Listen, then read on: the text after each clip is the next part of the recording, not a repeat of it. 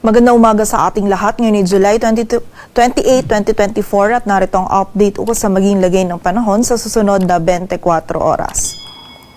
Kaninang alas 3, yung low pressure area na minomonitor natin ay huling namataan sa layong 440 kilometers silangan ng Katarman, Northern Samar. Nananatili pong mababa yung tsansa nito na maging bagyo, ngunit hindi pa rin natin inaalis yung possibility na sa mga susunod na araw ay ito ay may develop at maging isang ganap na bagyo. So continuous monitoring pa rin po tayo at patuloy na magantabay sa updates na ipapalabas ng Pag-asa. At ngayong araw, itong LPA na ito ay magdudulot din ng mataas na tsansa ng mga pag-ulan, pagkidlat at pagkulog dito sa silangang bahagi ng Southern Luzon at Visayas. So pag-iingat po para sa ating mga kababayan sa posibilidad ng mga pagbaha at pagguho ng lupa. Samantala, ang southwest monsoon o habagat naman ay umiiral pa din dito sa kanlurang bahagi ng Luzon, kung saan ngayong araw ay magdudulot pa rin po ito ng mga kalat-kalat na pag-ulan, pagkidlat at pagkulog dito naman yan sa kanlurang bahagi ng northern at central Luzon. At sa nalalabing bahagi naman po ng ating bansa ngayong araw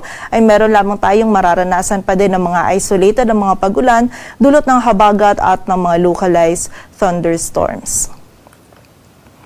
At para nga sa magiging lagay ng panahon ngayong araw ng Linggo, maulap na kalangitan at mga kalat-kalat na pag-ulan, pagkidlat at pagkulog pa rin ng mararanasan dito sa Ilocos Region, maging sa bahagi din ng Zambales at Bataan, dulot po yan ng habagat. Samantala, dulot naman ng low pressure area ay meron din tayong mararanasan ng maulap na kalangitan at mga kalat-kalat na pag-ulan dito naman sa Bicol Region, maging sa bahagi din ng Quezon. So pag-iingat po para sa ating mga kababayan sa posibilidad ng mga pagbaha at pagguho ng lupa. Samantala, dito naman sa Metro Manila maging sa nalalabing bahagi pa ng Luzon ay meron namang tayong mararanasan pa rin ng mga isolated o yung mga biglaan at mga panandaliang pag-ulan, pagkidlat at pagkulog, lalong-lalo na yan sa hapon at gabi, dulot ng habagat at ng mga localized thunderstorms.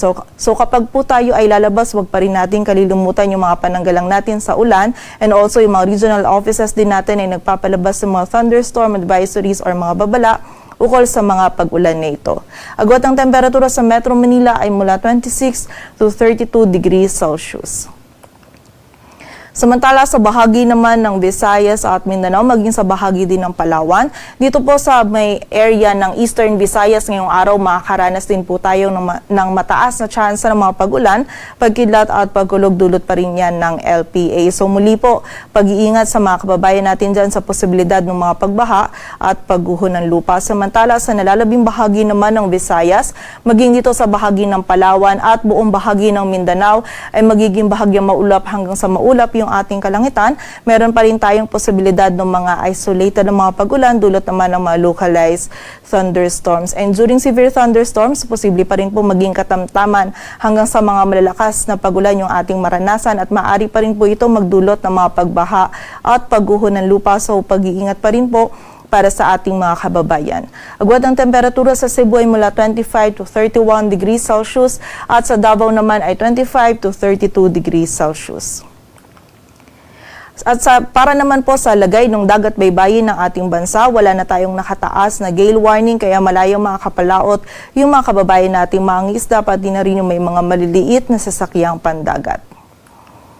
Dito sa Metro Manila, ang araw ay sisikat mamayang 5:39 ng umaga at lulubog mamayang 6:27 ng hapon.